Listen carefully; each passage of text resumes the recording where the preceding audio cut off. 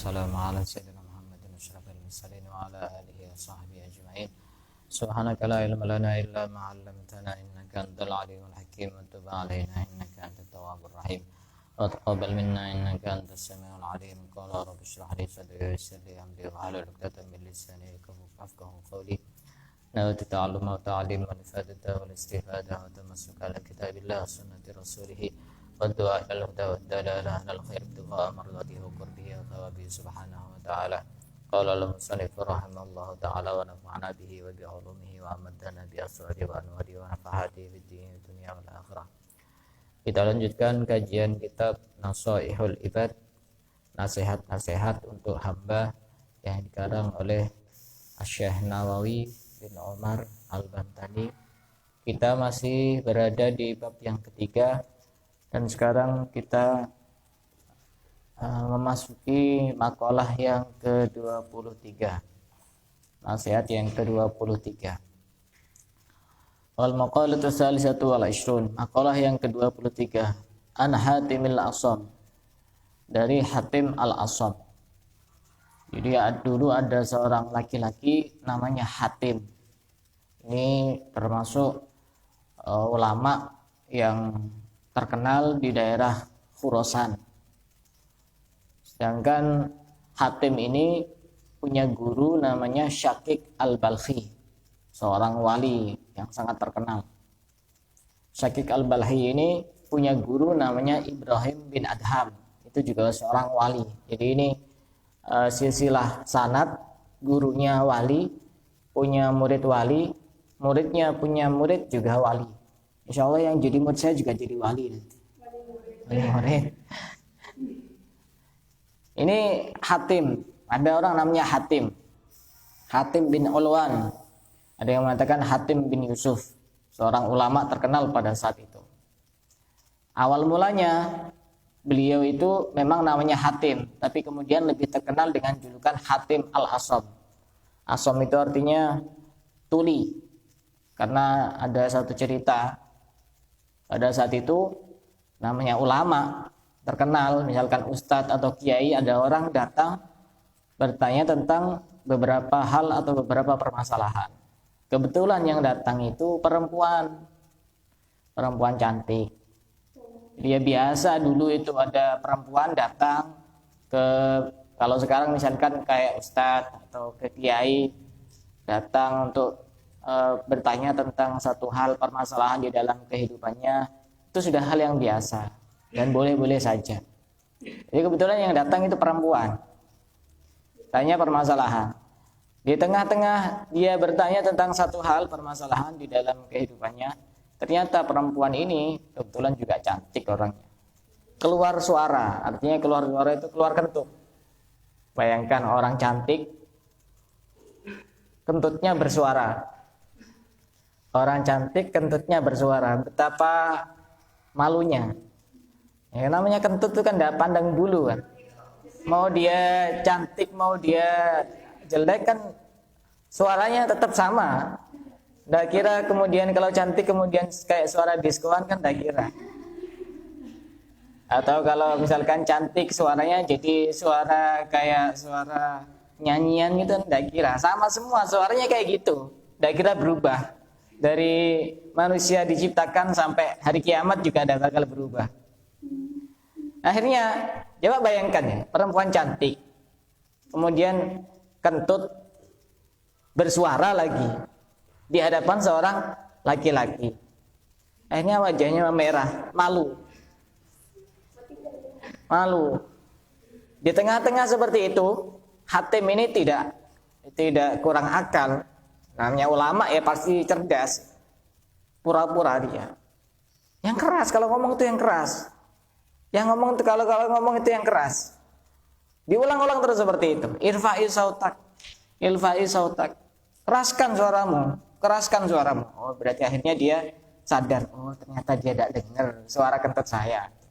Mungkin itu suaranya cuma hanya ada suara kentutnya, cuma ada suaranya saja tanpa ada baunya. Ya mungkin seperti itu. Karena kentut itu macam-macam jenisnya. Ada yang bersuara tanpa berbau, Ada yang tanpa suara tapi berbau. Kalau dulu saya masih kuliah di Yaman itu, orang-orang Arab itu kadang saya heran. Dia itu izin, kalau di Indonesia kan izin mau ke belakang, gitu. Tapi izinnya itu sebentar, paling sekitar 1 menit. Ini izin mau apa ya? Kalau kita izin ke belakang kan pasti mau buang air kecil atau buang air besar gitu ya. Ternyata setelah saya tanya waktu ada kesempatan itu, tadi izin kenapa kamu kok izin keluar? Buang angin. Jadi orang sana itu ini betul-betul menjaga. Buang angin tuh izin keluar dari kelas. Orang Indonesia dipol karena kadang-kadang tidak lihat situasi dan kondisi. Nah ini Hatim ini dia tidak kurang akal sehingga kemudian dia ini gerak cepat. Kalau istilah anak muda sekarang apa? Gercep ya. Gercep, gerak cepat. Bagaimana caranya agar perempuan ini tidak malu di hadapannya? Hanya semenjak saat itu Hatim ini dijuluki Al-Ashab, Hatim yang tuli. Ulama-ulama dulu itu udah gengsi dijuluki tuli demi menjaga perasaan seseorang. Padahal orang terkenal itu, ulama terkenal. Coba seandainya sekarang ini ada ustadz terkenal dijuluki ustadz, misalkan ustadz fulan yang tuli, betapa yang budek misalnya, jadi viral nanti. Ini beliau tidak malu mendapatkan gelar yang baru demi menjaga perasaan seseorang. Katanya menjaga perasaan itu penting. Bisa jadi wali nanti kalau hobi menjaga perasaan orang itu bisa jadi wali nanti. Kalau misalkan tidak jadi wali beneran, minimal jadi wali murid. Karenanya di dalam Islam itu sendiri ada aturan. Kalau misalkan ada 3 orang berkumpul, kemudian ada 2 orang ngomongnya bisik-bisik, itu tidak diperbolehkan. Kenapa? Jaga perasaan. Pasti kan nanti mikir, ini kenapa ada saya di sini kok ngomongnya bisik-bisik? Jangankan saya yang dibicarakan, kan seperti itu. Itu menjaga perasaan. Ini Hatim juga seperti itu. Hanya jadi wali nih Hatim ini, gara-gara menjaga perasaan orang lain. Nah, ini yang akan menyampaikan makalahnya adalah Hatim Al-Asham. Itu kita mulai dari ceritanya dulu. Kenapa beliau dijuluki Hatim Al-Asham? Jadi semenjak saat itu semua orang mengatakan Hatim si tuli, Hatim si budek kalau bahasa kasarnya. Pura-pura demi menjaga perasaan seseorang adalah sesuatu yang mulia. Ya pura-pura aja. Pura-pura itu kadang-kadang juga diperlukan. Pura-pura baik-baik saja juga kadang-kadang diperlukan. Tapi dengan hati yang tegar dan kuat. Kalau cuma pura-pura baik tapi hatinya lemah, ya sama aja. Jangan gampang pura-pura. Aku baik-baik saja tapi hatinya menangis, hatinya hancur, ya sama aja. Hatinya dikuatkan. Pura-pura baik-baik saja bagus, terlihat baik di mata orang, tapi hatinya juga harus dikuatkan dengan banyak mendekat kepada Allah, beristighfar. Kalau pura-pura baik tapi hatinya tetap Allah itu tidak adil, Allah itu ini dan itu, sama aja. Tidak usah pura-pura baik. Apa kata Hatim Al-Asham? Ma min sobahin illa wa yaqulu syaitanu li. Tidak ada dari pagi, artinya setiap pagi setan itu datang kepada Hatim Al-Asham. Orang itu kalau sudah tingkatannya tinggi bisa ketemu setan secara langsung. Hatim ini setiap hari didatangi setan. Coba saya tanya, pernah di sini yang pernah ketemu sama setan? Tidak ada. Bukan karena tidak mau, tingkatannya masih inna syaitana yajri min ibni adam majrad dam. Setan kita masih menyatu dengan kita, masih belum bisa keluar. Kita sudah tiap hari ketemu, tapi ketemunya itu samar-samar. Sudah menyatu dengan raga kita. Kalau orang-orang hebat itu sudah bisa ketemu sama setan. Setan sudah terlepas dari tubuhnya. Dan setan itu memang bisa menampakkan diri. Ini tiap hari Tiap pagi Hatim ini didatangi sama setan.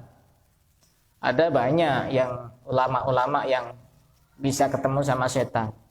Salah satunya di sini ada namanya Syekh Said bin Isa Al-Amudi, seorang ulama yang sangat terkenal di daerah Hadramaut. Saya pernah mengunjungi makamnya. Itu juga pernah didatangi sama setan. Setan tapi menjelma jadi seorang fakir yang dia mengaku untuk menjadi penggembala, menggembalakan kambing-kambingnya. Jadi ulama-ulama dulu itu ketemu setan itu sudah biasa.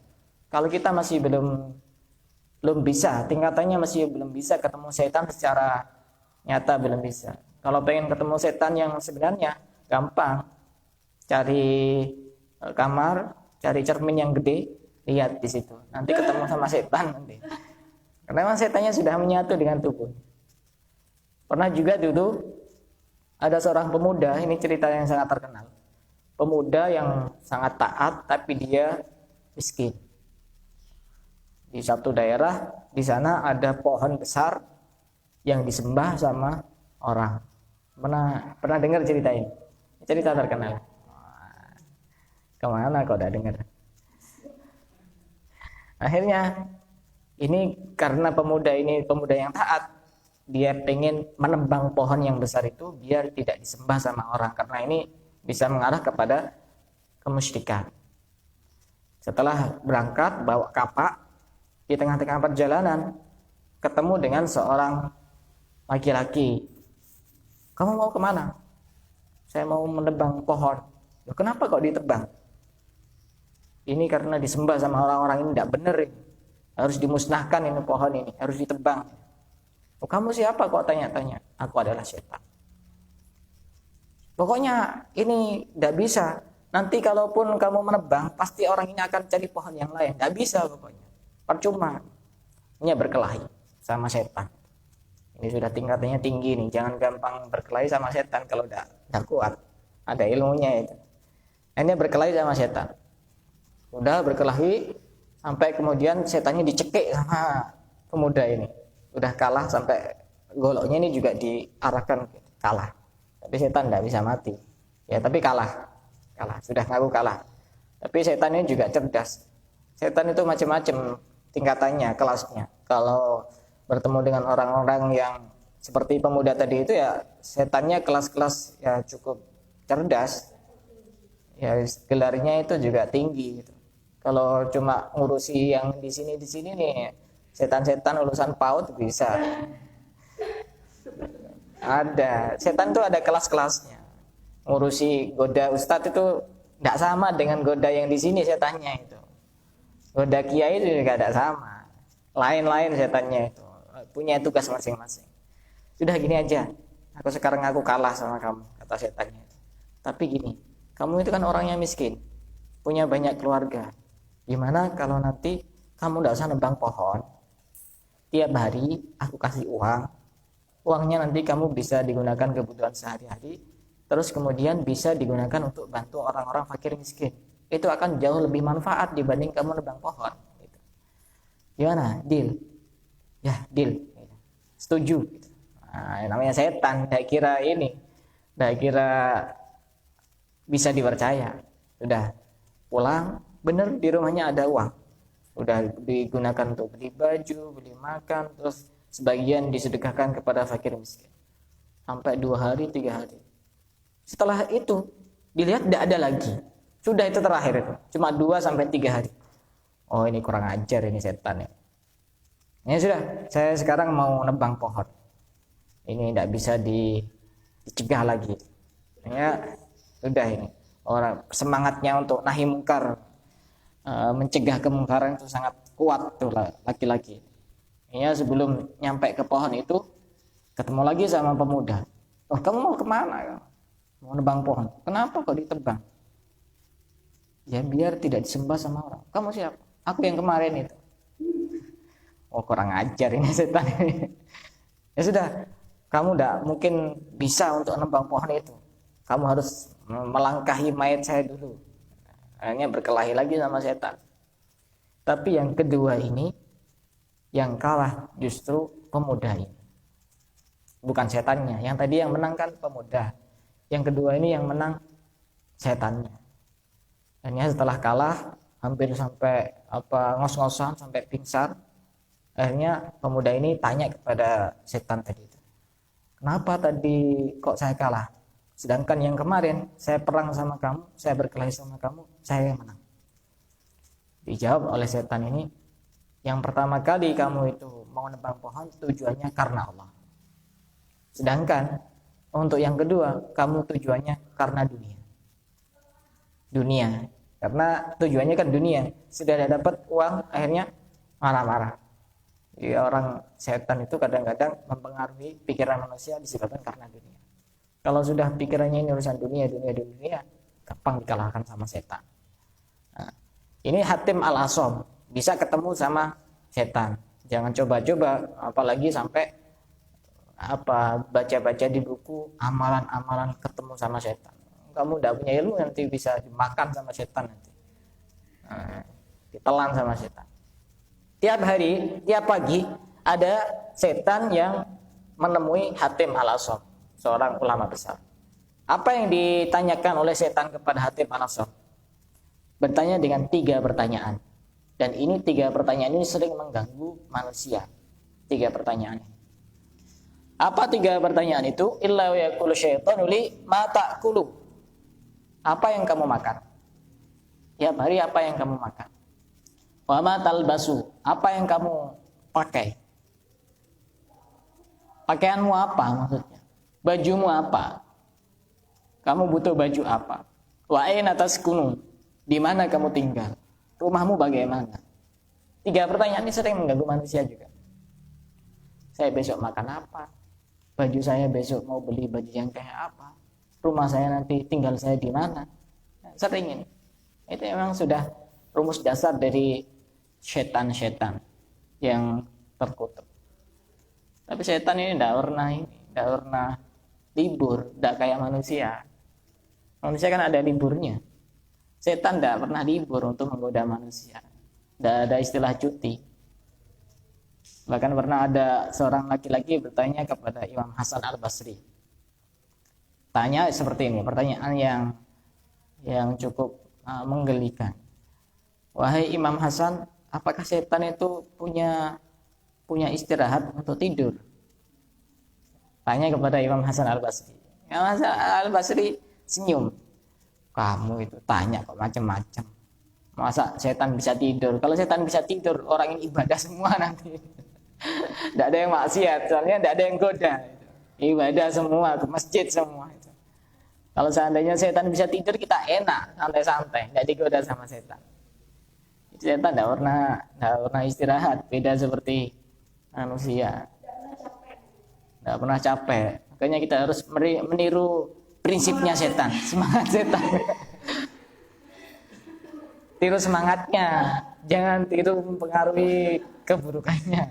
Tiru semangatnya, kita harus meniru semangat setan. Tapi harus dijelaskan kepada orang nanti. Semangat setan suka ini, suka itu. Nanti tambah bahaya nanti. Bisa sesat, menyesatkan itu nanti. Bertanya dengan 3 hal. Apa yang kamu makan? Apa yang kamu pakai? Dan di mana kamu tinggal? Ya karena ini yang ditanya ini ulama, ya cerdas jawabnya. Jawabnya Hatim Al-Asom itu apa? Akulul maut. Yang akan aku makan adalah kematian. Kenapa kok memakan kematian? Ya karena setiap orang pasti akan merasakan mati. Sudah, tidak bisa berkutik setan itu. Oh ini asem ini orang ini. Tidak bisa digoda ini. Apa yang kamu makan? Bukan kemudian kita jawab, yang aku makan nanti adalah mie ayam, bakso. Ya nanti tambah ini setannya. Oh ini kesempatan ini. Tambah bisa digoda ini. Dicarikan, dibisiki, kamu beli mie ayam yang di sana itu, yang penjualnya cantik-cantik itu. Wah enak nanti itu, sudah masakannya enak, yang jual itu juga cantik, ramah. Nah, itu.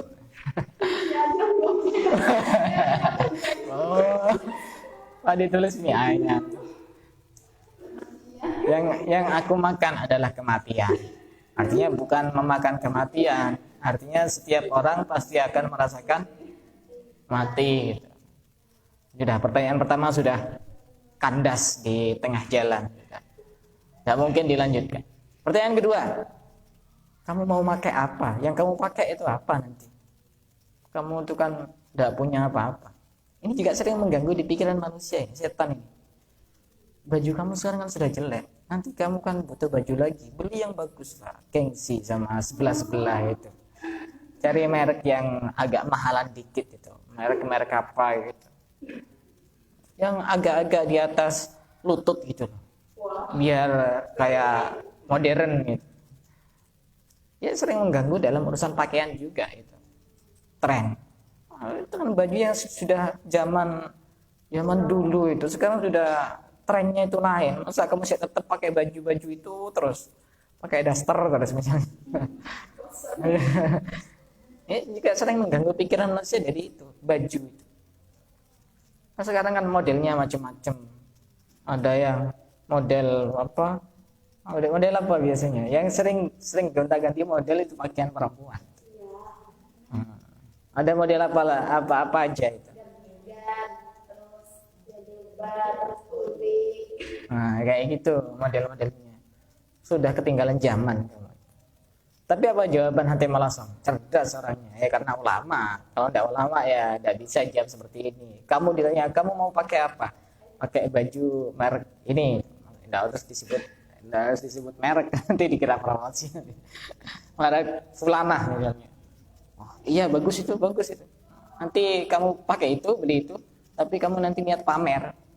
Kalau perlu ngaku-ngaku ini harganya 1 juta ini, jangan disentuh nanti bisa lecet nanti bajunya itu. Itu sering digoda manusia itu dengan setan, dengan pakaian juga itu. Apa jawaban dari Hatim Al-Asam? Yang akan aku pakai adalah kain kafan. Nah, ini jawabannya horor. Yang akan aku pakai adalah kain kafan. Setan ini sudah ngos-ngosan ini. Sudah 2 pertanyaan ini tidak bisa diganggu gugat ini. Ini kalau sudah jawab seperti itu saya tidak bisa goda. Kemudian pertanyaan yang ketiga. Nanti kamu tinggal di mana? Rumah kamu kan sudah ada layak ditempati, sudah tidak layak huni. Kamu nanti mau tinggal di mana?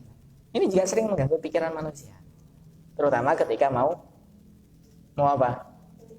Menikah. Pasti itu juga yang dipikirkan. Oh nanti kalau kumpul sama orang tua ini gimana? Nanti kalau ngontrak itu gimana? Kalau mau beli rumah sendiri tidak punya uang. Itu. Jadi sering mengganggu pikiran manusia. Apa jawaban dari Imam Hatim Al-Asam? Apa jawabannya kira-kira? Wa askunul qabro. Tempat tinggal saya adalah kuburan. Kamu mau apa? Tempat tinggal saya adalah kuburan. Oh ini ulama cerdas ini, tidak bisa diganggu. Akhirnya apa? Setan lari, fayahrub, hanya lari, sudah tidak jadi mengganggu. Dan itu tiap pagi seperti itu. Kita masih belum pernah ditanya sama setan kan, tidak pernah. Kecuali setan-setan yang berkerudung.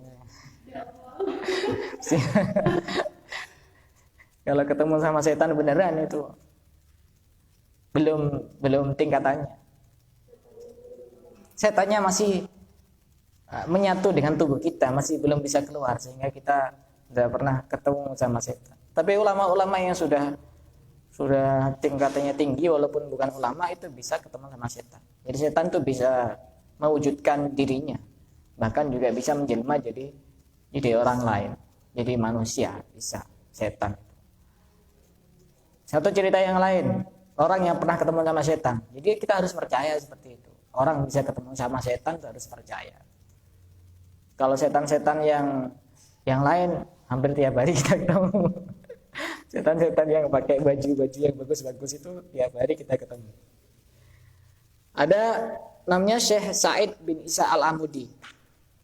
Ini di sana makamnya di atas puncak gunung. Saya pernah ziarah. Harus mendaki gunung, melewati lembah, melewati sungai. Itu kan kayak nyanyian Ninja Hattori. sampai di atas gunung. Saya pernah. Makanya Syekh Said bin Isa Al-Amudi ada di Hadramaut. Itu debu di area sana terkenal bisa untuk mengobati penyakit. Sampai sekarang saya masih punya debunya, tapi sedikit. Hanya orang-orang tertentu yang saya kasih yang membutuhkan. Itu saya pesan kepada salah satu teman saya. Waktu itu saya pulang lupa tidak bawa itu, pesan untuk dikirim ke saya. Alhamdulillah dikirim. Itu debu Turab Al-Amudi, itu terkenal untuk menyembuhkan penyakit. Itu warnanya hitam ke kemerah-merahan kayak warna-warna bata kayak gitu. Sampai sekarang masih ada sedikit tadi. Dan itu tidak saya kasihkan ke sembarang orang. Sedikit. Saya juga punya air yang diambil dari sumurnya pengarang Rotib Haddad. Sampai sekarang masih ada. Itu dari sana langsung itu. Itu juga bisa untuk penyakit seseorang, itu juga bisa. Tapi ya harus yakin yang menyembuhkan bukan itu. Kalau kita yakin yang menyembuhkan itu ya salah itu. Semua yang menyembuhkan adalah Allah. Syekh Said bin Isa Al-Amudi.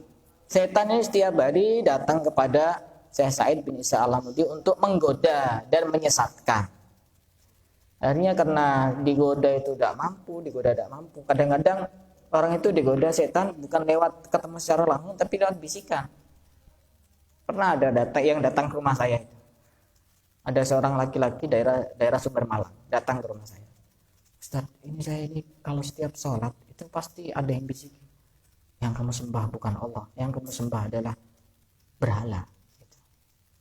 Selalu dibisiki di telinganya. Tapi ditangkis sama laki-laki. Enggak, yang saya sembah Allah. Jadi kadang-kadang ini. Tapi kalau tidak bisa ditangkis dengan ilmu yang kita miliki, minimal kita meniatkan membaca Al-Quran dengan meyakini bahwa Al-Quran adalah mukjizat. Misalnya kita baca Qul a'udzu birabbil falaq min syarri ma khalaq wa min syarri ghasiqin idza waqab wa min syarri nafatsati fil 'uqad wa min syarri hasidin idza hasad. Qul a'udzu birabbin nas. Langsung kita bilang, pergi. Kalau tidak dalam keadaan sholat. Kalau dalam keadaan sholat, batal sholatnya. Gitu. Kalau ada yang bisik-bisiki seperti itu, baca Quran.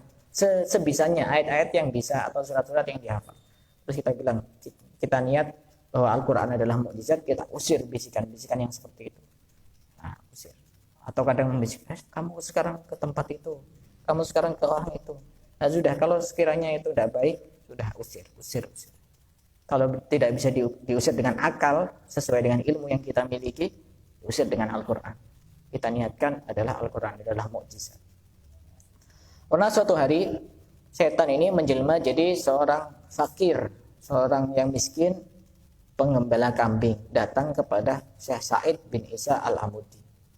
Ya karena ini ulama, terkenal, kelasnya sudah kelas tinggi, ya tahu, walaupun menjelma jadi manusia. Tapi ini pura-pura tidak tahu, Syekh Said. Datang kepada Syekh Said, kemudian berkata, wahai Syekh, saya ingin melamar pekerjaan kalau sekarang istilahnya. Mungkin kalau dulu, kalau sekarang itu kemungkinan mungkin punya PT atau punya perusahaan. Gitu. Saya pekerjaan, pengen melamar pekerjaan. Apa? Saya ingin menggembala kambingmu karena kebetulan kambingnya banyak. Tapi tujuannya nanti untuk menggoda Syekh ini biar dia itu cinta kepada dunia dan seterusnya. Tapi Syekh ini sudah tahu. Kayaknya ya sudah. Sekarang kamu tiap hari menggembalakan kambing saya. Dikerjai nih sama setan. Misalnya di prank sama Syekh. Dikerjai ya sudah itu, kambing saya sudah gembalakan tiap hari gembalakan, sudah lama digembalakan sama setan. Ini suatu hari datang seorang ulama yang lain, orang yang soleh, kemudian tanya kepada Syekh Said. Dikira Syekh Said masih belum tahu. Ya Syekh, kamu tahu apa enggak siapa itu yang menggembalakan kambingmu itu? Iya, saya tahu dengan baik, itu setan. Saya kerjai di setan itu. Akhirnya setan itu mendengar dan tersinggung langsung kabur, terbang. Nah, itu langsung terbang. Jadi memang ada beberapa orang-orang tertentu itu yang bisa ketemu sama setan. kalau kita masih belum bisa, karena setan itu sudah masih mengalir di aliran darah kita, masih belum bisa menampakkan diri. Tapi itu seperti itu juga durasi waktunya ya tidak lama, biasanya orang-orang bisa ketemu sama setan. Apalagi setan yang sudah bisa menjelma jadi manusia. Saya ulang kembali. Jadi setiap pagi itu Hatim al-Asam didatangi sama setan, kemudian tanya, apa nanti yang kamu makan? Apa yang kamu pakai? Pakaian apa? Dan tempat tinggal kamu bagaimana? Yang aku makan adalah kematian. Yang aku pakai adalah kain kafan. Dan yang menjadi tempat tinggalku adalah kuburan. Karena tempat tinggal manusia sejati ya kuburan. Itu rumah tinggal yang abadi. Rumah masa depan itu kan kuburan. Karena kalau kita dibisiki sama setan, kalau kita kemungkinan masih belum bisa ketemu sama setan, kalau dibisiki di telinga kita, nanti kamu mau makan apa besok? Udah kerja sekarang. Jangan dibilang makan nasi. nanti tambah digoda sama setan. Ya bilang aja yang aku makan adalah kematian. Itu niru-niru itu loh. Niru-niru jawabnya. Nanti insya Allah nanti juga akan sedikit demi sedikit akan pergi itu setan. Biar setan itu enggak tuman itu biar kebiasaan. Beda. Kerjai aja. Yang kamu makan apa? Kematian. Yang kamu pakai apa? Jangan bilang baju dengan merek apa itu. Jangan. Yang akan aku pakai adalah kain kafan. Tempat tinggalku adalah kuburan. Insya Allah nanti juga sedikit demi sedikit setan itu akan menyingkir. Kurang ajar ini orang tidak bisa dikerjai. Sudah, dari sini ada yang mau ditanyakan, silakan. Yang diperintahkan adalah melanggar perintah Allah. Pertama. Atau kadang setan itu juga mengajak melakukan kebaikan tapi ada udang di balik batu. Karena kita harus sering curiga. Misalkan kita yang asalnya malas-malasan kok tiba-tiba istiqomah rajin baca Quran. Kita harus curiga. Ini dari bisikan hati saya sendiri apa dari bisikan setan? Cara membedakan bagaimana? Niatnya. Saya kok tiba-tiba istiqomah baca Qurannya. Niat saya apa? Kalau niatnya lillahi ta'ala, bukan karena orang lain, oh berarti ini benar-benar dorongan dari hati saya sendiri. Tapi kalau misalkan kalau ada orang semangat, kalau udah ada orang tidur, nah ini berarti bisikan sama setan. Setan itu kadang-kadang ngajak kebaikan juga, tapi ada udang di balik batu niatnya. Kamu sekarang ini rajin jamaah, nanti biar dilihat orang itu pantas gitu jadi orang itu pakai jamaah segala itu. Ya berarti ada sesuatu. Jadi setan itu kadang-kadang juga ngajak kebaikan. Kalau sudah jelas misalkan kamu sekarang judi, ya sudah jelas dari setan, enggak usah tanya ini dari malaikat apa dari setan apa dari hati saya, dari setan itu. Setannya masih menjadi satu dengan tubuh kamu, kerasukan sama setan. Jadi seperti itu untuk membedakan. Ada pertanyaan yang lain? Silakan yang mau tanya. Mbak Diana tanya, pernah ketemu sama setan? Kalau ketemu sama mantan? Itu berarti setan yang menjelma jadi mantan, karena suka mengganggu. Mantan yang baik itu tidak mengganggu, sudah dilepaskan dan diikhlaskan, tidak mengganggu. Saya kira cukup sampai di sini. Kita lanjutkan pada pertemuan berikutnya. Itu makalah ke-24. Wallahu a'lam.